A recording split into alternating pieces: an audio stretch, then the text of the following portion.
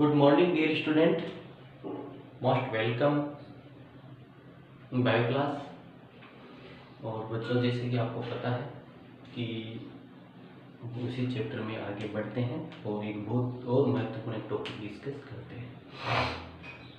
बच्चों, एक जो बात आपके साथ शेयर करना चाहूँगा, मैं थोड़ा सा बताना चाहूँगा कि अभी जो कल जैसे अपन बात करें जो नीट का पेपर हुआ है, जो नीट का पेपर मैंने देखा, बायोलॉजी का पेपर मैंने देखा, बायो का पेपर मैंने देखा, तो जिन बच्चों का डॉक्टर बनने का जो सपना होता है, ठीक है, जो एमबीबीएस करने का जिनका सपना है गवर्नमेंट सीट के थ्रू या नीट के थ्रू, तो उनके लिए एक छोटा सा मैसेज मेरे लिए है कि मैंने जब नीट का पेपर देखा तो एक चीज़ मैंने इसमें फाइंड आउट की कि पूरा का पूरा जो पेपर है वो एनसीईआरटी बेस्ड था।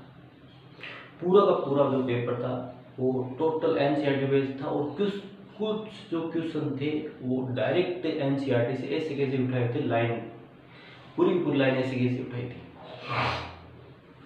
तो बच्चों, इसमें जैसे अपन बात करते हैं कि भाई नीट की तैयारी के लिए एनसीईआरटी बुक अच्छी है, एनसीईआरटी सिलेबस अच्छा है, तो ये आपके लिए गुड लक है कि राजस्थान सरकार ने जो एनसीईआरटी का जो सिलेबस अभी आपके ऊपर लागू किया बहुत अच्छा है। उसके अलावा भी कुछ एक्स्ट्रा चीजें अपन पढ़ते हैं वो ठीक है, लेकिन एनसीईआरटी की एक लाइन भी अपन को नहीं छोड़नी है। बात करते हैं एनसीईआरटी की, तो एनसीईआरटी की लाइन टू लाइन अपन को डिस्कस करनी है और एक लाइन भी नहीं छोड़नी यदि अपना सपना है डॉक्टर बनने का, एमबीबीएस करने का गवर्नमेंट सीट के थ्रू। मैंने पूरा पेपर का कंक्लूजन निकाला, पेपर देखा, पेपर का स्टैंडर्ड देखा और पेपर का स्टैंडर्ड था आपकी यूनिट का पेपर था उसका, और जो क्वेश्चन थे वो टोटल एनसीईआरटी से एज इट इज उठाए गए थे। मतलब क्या था, एनसीईआरटी से जो अपन जो बुक पढ़ते हैं, राजस्थान बोर्ड की बुकें पढ़ते हैं जैसे मैंने बात, उनमें तो और एक्स्ट्रा चीज उनके कुछ नहीं था, लेकिन डायरेक्ट जो लैंग्वेज थी वो लैंग्वेज भी जो एनसीईआरटी की लैंग्वेज यूज की गई थी। तो इसमें मैं आपके लिए यही मैसेज है कि जिन बच्चों को आपको लगता है कि इन फ्यूचर आप नीट की तैयारी करोगे, प्रिपरेशन करोगे या डॉक्टर बनोगे, एमबीबीएस करना चाहते हो गवर्नमेंट सीट से नीट के थ्रू, तो उन बच्चों के लिए मेरा एक छोटा सा मैसेज है कि बच्चों एनसीईआरटी की, चाहे आप हिंदी मीडियम हो चाहे इंग्लिश मीडियम हो, एनसीईआरटी की आप 11th में होगी और 11th की चीजें डिस्कस करें तो आपको एनसीईआरटी की लाइन टू लाइन याद करनी। जिनका टारगेट एमबीबीएस है, एनसीईआरटी ही उनको पढ़नी है, याद रखना। और एनसीईआरटी आपके आपके सिलेबस में, और मैं सारी की सारी लाइन टू लाइन डिस्कस कर रहा हूँ, और अपन जैसे ऑफलाइन होंगे तो और ज़्यादा गंभीरता से उनके अध्ययन करेंगे, आपके जो डाउट होंगे और ज़्यादा गंभीरता से वो डिस्कस करेंगे कि वो भी वीडियो के लेक्चर के माध्यम से जितना अपन का जो प्रयास है, मैक्सिमम प्रयास है वो कर रहे हैं। तो ये मेरा मैसेज था बच्चों से। मैंने पेपर देखा, आप भी देखा, नीट का पेपर 2020 का जो पेपर है वो पेपर देखना। उसमें कुछ क्वेश्चन नॉर्मल थे, कुछ एवरेज थे, ठीक है, और कुछ जो थे वो स्टैंडर्ड क्वेश्चन थे, और थे वो सारे के सारे एनसीईआरटी बेस्ड थे। ठीक है बच्चों, तो अब बात करते हैं हम टॉपिक की। इसमें तो टॉपिक का डिस्कशन करते हैं, उसकी बात करते हैं। टॉपिक की डिस्कशन की बात करें तो इसमें बच्चों जो चल रहा है अपन बात करें कि जो अपने अपनी जो यूनिट भी चल रही है, आपकी यूनिट है the cell structure and function, ये आपकी यूनिट है जो 3rd नंबर की यूनिट है एनसीईआरटी में, बहुत इंपॉर्टेंट है। जो चैप्टर चल रहा है वो चल रहा है the cell the unit of life, इसके बारे में डिस्कस कर रहे हैं अपन। ये आपके यूनिट है और ये चैप्टर है ना। तो इसमें जैसे अपन एनसीईआरटी की लैंग्वेज की कुछ मैंने एक्स्ट्रा बातें बताई थी, वो तो चलो ठीक है, लेकिन एनसीईआरटी की लाइन नहीं छोड़नी। तो आज का जो अपन विषय की बात करते हैं, आज का जो अपन डिस्कशन कर रहे हैं, आज की डिस्कशन की बात करें बच्चों, तो आज की डिस्कशन में देखो आपने जो क्या क्या पढ़ लिया, अपने सेल के ऑर्गेनेल्स, प्रोकैरियोटिक यूकैरियोटिक सेल्स क्या होती है, सेल के पर यूकैरियोटिक सेल्स के सेल ऑर्गेनेल्स पढ़ रहे हैं।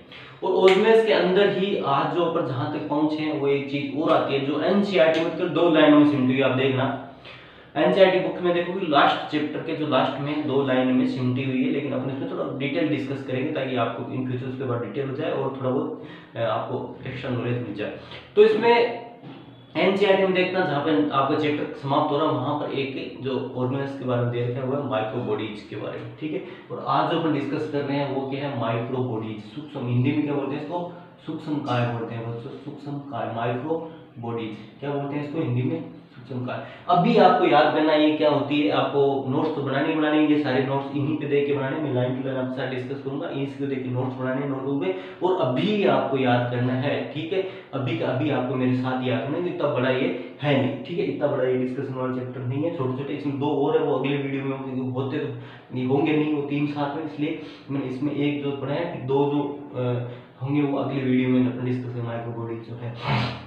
तो इसमें देखो बच्चों, माइक्रो बॉडीज की जो बात करते हैं, ठीक है, माइक्रो बॉडीज क्या होती है, पहले इसको हिंदी में सूक्ष्म कार्य बोलते हैं। ये भी एक सिंगल मेम्ब्रेन बाउंडेड जो स्ट्रक्चर है जो सेल के अंदर पाई जाती है, ठीक है, सिंगल मेम्ब्रेन बाउंडेड जो स्ट्रक्चर वो कहां पाई जाती है, आपके सेल के अंदर पाई जाती है, ठीक है। इसमें तो इसमें देखो कि ये क्या होती है पहले तो, ठीक है, माइक्रो बॉडीज क्या होती है, माइक्रो बॉडीज की बात करें, दीज आर शेक शेप्ड, मतलब छोटे शेक होते हैं, थैलीनुमा संरचना छोटी छोटी, ठीक है, वैक्यूल लाइक जो स्ट्रक्चर होती है, तो ये शेक शेप होती है, मतलब इस प्रकार से इनकी शेप इस प्रकार से होती है, मतलब छोटी छोटी थैलियां होती है वो बनी हुई होती है इस प्रकार से, ये छोटी छोटी थैलियां इस प्रकार से बन जाती है, शेक शेप होती है, ठीक है।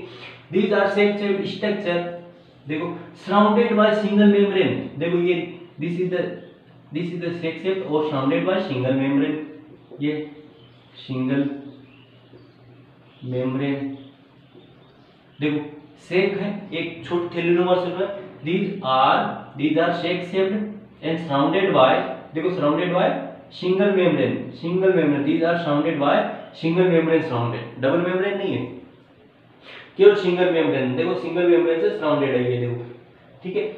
these are sac shaped structure, shake shaped structure है, एक थैलीनुमा संरचना है, ठीक है, और सराउंडेड बाय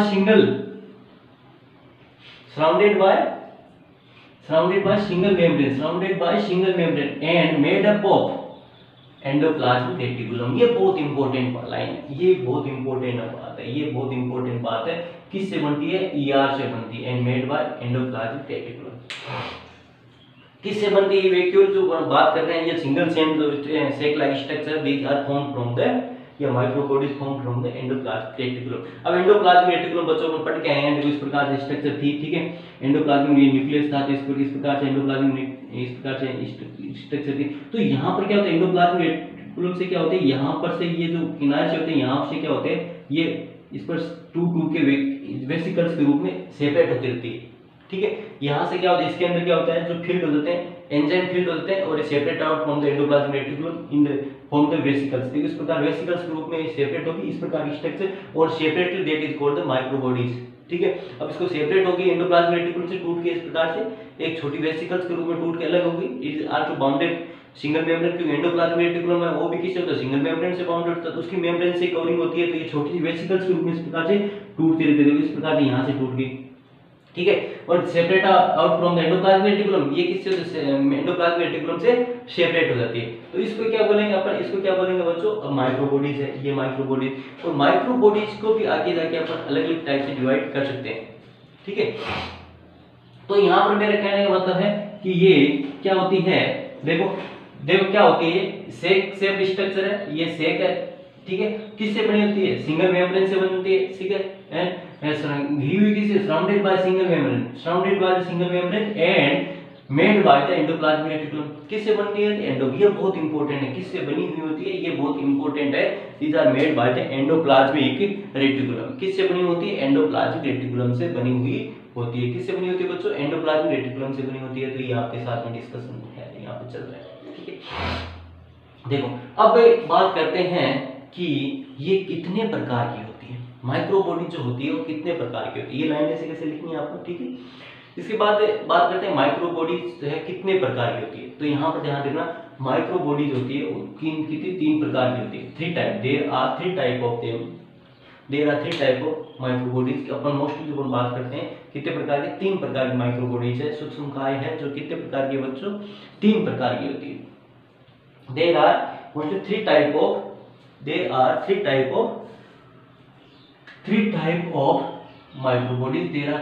माइक्रो बॉडीज, ठीक है। कितने प्रकार की होती है, 3 प्रकार की होती है। 3 प्रकार की कौन कौन सी है, तो अपन पहले सबसे पहले आपको नाम याद करना है, मैं सजेस्ट करूंगा आपको, आप सबसे पहले इनको यहीं पे नाम याद कर लो, ठीक है। तीनों के नाम याद करने हैं अपन को, 3 कौन कौन सी होती है, फिर 1 बाय 1 अपन एक बार डिस्कस करेंगे। तो माइक्रोबॉडीज 3 प्रकार की होती है, 3 टाइप होती है। कितनी प्रकार की होती है? 3 टाइप होती है। 3 टाइप में कौन कौन सी है बच्चों? देखो, पहला स्पीरियोसोम्स, पहली कौन सी है? स्पीरियोसोम्स। दूसरी है पेरोक्सिसोम्स। दूसरी कौन सी है? पेरोक्सिसोम्स। पहली स्पीरियोसोम, दूसरी पेरोक्सिसोम और तीसरी ग्लायोक्सिसोम्स। तीसरी है ग्लायोक्सिसोम। तो 3 प्रकार की माइक्रोबॉडीज होगी यहाँ पे। देख लो, याद करो, यहीं के यहीं याद करना आपको, अभी वीडियो के साथ साथ में आपको याद करना है। ठीक है, 3 प्रकार की माइक्रोबॉडीज होती है। पहले स्पीरियोसोम्स होती है, दूसरी पेरोक्सिसोम्स होती है एंड थर्ड वन इज ग्लायोक्सिसोम्स होती है। तीसरी कौन सी होती है? ग्लायोक्सिसोम होती है। पहली होती है स्पीरियोसोम्स होती है, दूसरी पेरोक्सिसोम्स होती है, तीसरी ग्लायोक्सिसोम्स होती है। तीनों के नाम आपको ये भी यहाँ पर ही याद होने चाहिए वीडियो के साथ साथ में। तो मैं बता रहा हूँ, there are 3 type of microbodies. There are 3 type of microbodies. First is spherosomes, second is peroxisomes and third is glyoxysome. SPG, ठीक है, इस एसपीजी इस प्रकार से S spherosome, P peroxisome, SPG, ठीक है, ग्लायोक्सिसोम। ठीक है, 3 प्रकार की माइक्रोबॉडीज होती है, स्पीरियोसोम्स, पेरोक्सिसोम्स एंड ग्लायोक्सिसोम्स। आपको याद हो गया है तो आगे बढ़ते हैं। ठीक है, याद हो गया होगा। ठीक है, तीनों के नाम याद हो गया आपको, आगे बढ़ते हैं। अब बात करते हैं बच्चों, इनमें से जो पहला है उसकी बात करते हैं। जो पहला कौन सा है बच्चों? इनमें से जो पहला है उसकी जो डिस्कशन करते हैं। इनमें से पहला है आपके स्पीरियोसोम्स। अब बात करते हैं, सबसे पहले अपन इसके बारे में डिस्कशन करते हैं कि स्पीरियोसोम्स क्या होता है। ठीक है, स्पीरियोसोम्स, सबसे पहले अपन बात करेंगे स्पीरियोसोम्स की। स्पीरियोसोम्स क्या होता है? ठीक है, 3 है, 3 में से सबसे पहले अपन डिस्कस करते हैं स्पीरियोसोम्स। देखो स्पीरियोसोम्स क्या होता है। ठीक है, तो सबसे पहले इसकी साइंटिस्ट की बात करेंगे। हालांकि एनसीईआरटी में कुछ नहीं देगा, आप एनसीईआरटी के भरोसे मत रहना कि एनसीईआरटी में कुछ भी नहीं है। मैं इनको अलग से बता रहा हूँ आपको नॉलेज के लिए। ठीक है, एनसीईआरटी में 2 लाइन दे रखी है। ठीक है, वो 2 लाइन आप पढ़ लेना, और मैं आपके एक्स्ट्रा नॉलेज के लिए और या अपने नोट्स के साथ अटैच करने हैं। जो एनसीईआरटी पढ़ेंगे, एनसीईआरटी के साथ में अपन को और भी कुछ एक्स्ट्रा चीजें पढ़नी है, लेकिन एनसीईआरटी की एक लाइन भी नहीं छोड़नी है। ठीक है, तो अपन यहाँ पे बात करें स्पीरियोसोम्स की बात करते हैं। स्पीरियोसोम क्या होता है, देख क्या, तो सबसे पहले अपन इसकी बात करेंगे, इसकी डिस्कवरी किसने की थी। ठीक है, इसकी डिस्कवरी किसने की थी? तो spherosomes were discovered by Dangeard and Perner in plant cells.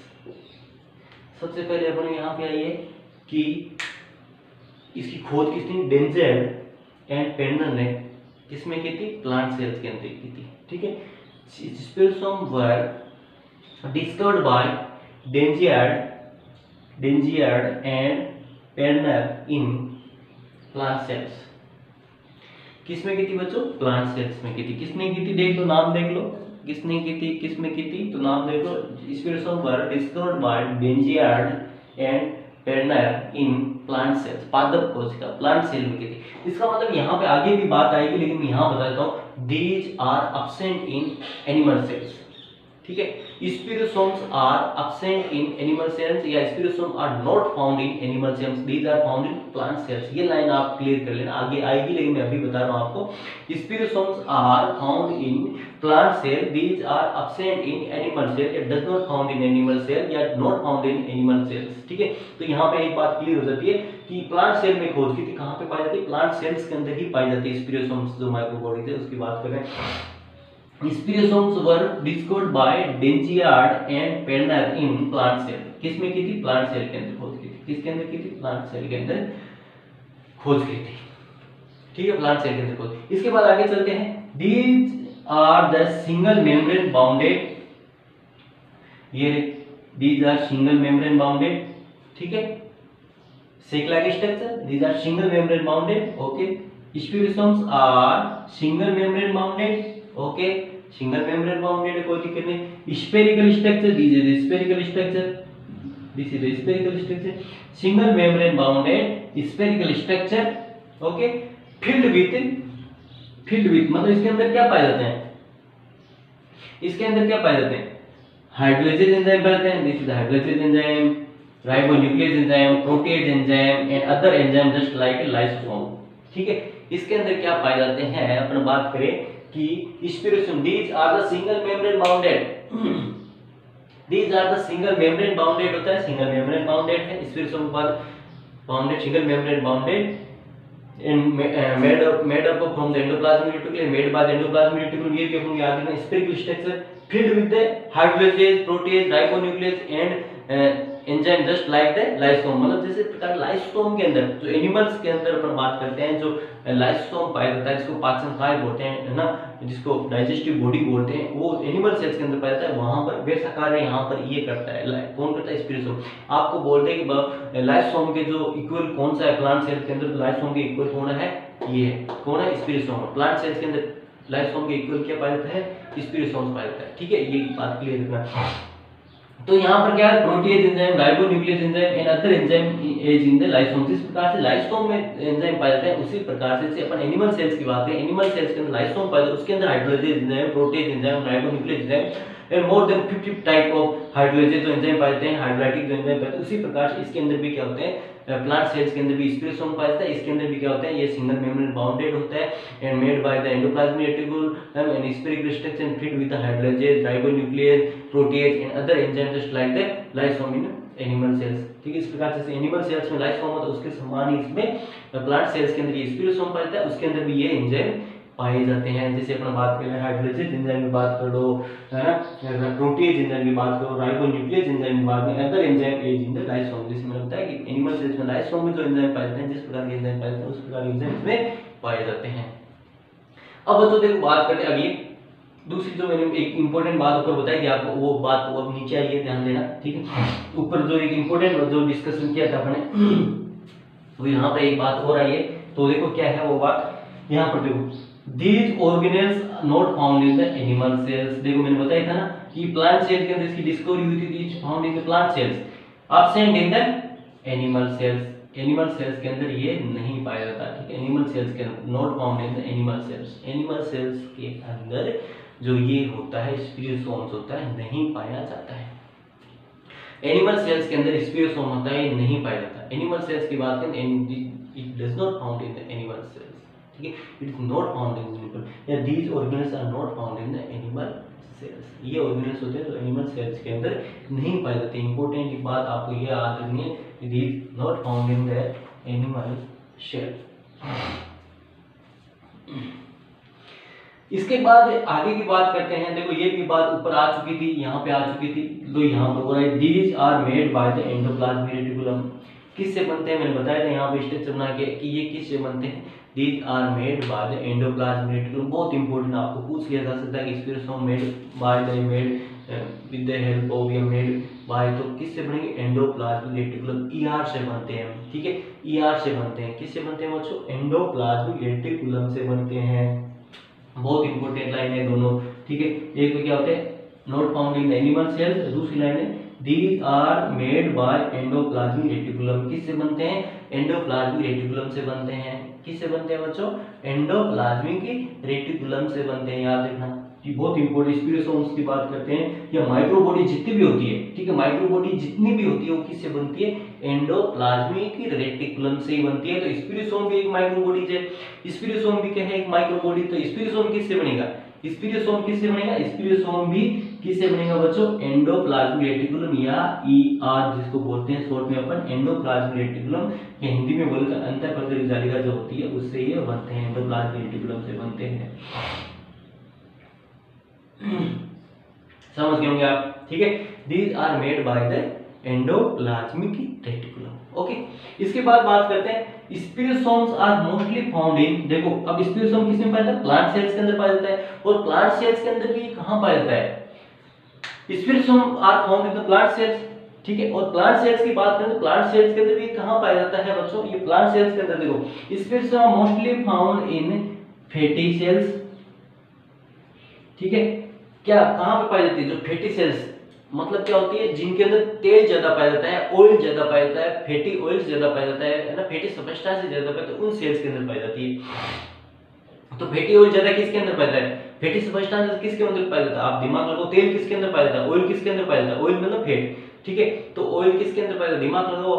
ठीक है, किसके अंदर पाया जाता है? जैसे मूंगफली है, सरसों है, तिल है, ठीक है, और भी जैसे कोई बोल सकते हैं जो सोयाबीन है, ठीक है, जो भी तेल वाली ऑयली सब्सटेंसेज वाले जो बीज है, सीड्स है, ठीक है, जिनके अंदर ऑयल निकलता है, the seed which provide the oil after extraction process, उनके अंदर ही पाया जाता है, ठीक है। तो यहाँ पर देखो बच्चों इंपॉर्टेंट बात क्या लिखा हूँ, spirulinum are mostly found in fatty cells. Fatty cells कौन सी, जस्ट लाइक कोटिलेडन्स। कोटिलेडन्स मतलब जो बीज पत्र होते हैं, कोटिलेडन्स जो सीड है उसके जो कोटिलेडन्स उनमें, और कोटिलेडन्स किसके, ग्राउंडनट मूंगफली जिसमें ऑयल होता है, ठीक है, मस्टर्ड सरसों जिसके अंदर ऑयल होता है, एंड सीसम सेल्स जो तिल की जो होती है, तिल होती है। तो ये मान लो ये जैसे मूंगफली है तो इसके दो कोटिलेडन्स होते हैं, इनको ऊपर देखेंगे ये कोटिलेडन्स है, तो इसके अंदर क्या स्पिरुलिनम के अंदर ही जो ऑयल होता है वो स्टोर होता है ना। एक छोटी छोटी वेसिकल्स होती है, single membrane bounded spherical structure होती है, उसके अंदर फैटी सब्सटेंसेस पाया जाता है। जब उनको एक्सट्रैक्शन करते हैं तो उससे क्या होता है, ऑयल निकल जाता है, ठीक है। तो ये स्टोर किस में होता है, ये मोस्टली क्या स्टोर करती है, आपको पूछा जा सकता है यहाँ पर कि ये जो मोस्टली होती है बच्चों, ये क्या स्टोर करती है आपके, ये ऑयल या फैटी सब्सटेंस का स्टोर करती है। स्पिरुलिनम किसमें पाया जाता है, स्पिरुलिनम मोस्टली बच्चों उनमें पाया जाता है, ठीक है, जो क्या होती है, फैट जो सब्सटेंसेस होती है, जो फैटी सब्सटेंसेस का स्टोर करती है। फैटी जो सेल्स है उनके अंदर, जिनके अंदर मतलब जो कोटिलेडन्स में फैटी सेल्स ज्यादा पाई उनके अंदर ये जैसे ग्राउंडनट है, मस्टर्ड है, सीसम वगैरह सेल्स है, इनके अंदर ज्यादा मात्रा में होती है। अब इसकी बात करते हैं फंक्शन की, जो बहुत इंपॉर्टेंट है, डायरेक्ट पूछ लिया जाता है, ठीक है। तो इसका जो मेन फंक्शन क्या है, तो मेन फंक्शन की बात करें, the main function of spirulinum are collection. Collection मतलब कलेक्ट करना, ठीक है, कलेक्शन मींस क्या, कलेक्ट करना। ट्रांसपोर्टेशन मतलब क्या होता है, ट्रांसपोर्ट करना ऑफ फैटी सब्सटेंसेस, बहुत इंपॉर्टेंट, ठीक है। इसलिए इसको याद रखना, कई बुक्स में से प्लांट लाइसोसोम भी बोलते हैं, इसको क्या बोलते हैं, प्लांट लाइसोसोम बोलते हैं। प्लांट लाइसोसोम क्यों बोलते हैं, because it is a spherical structure single membrane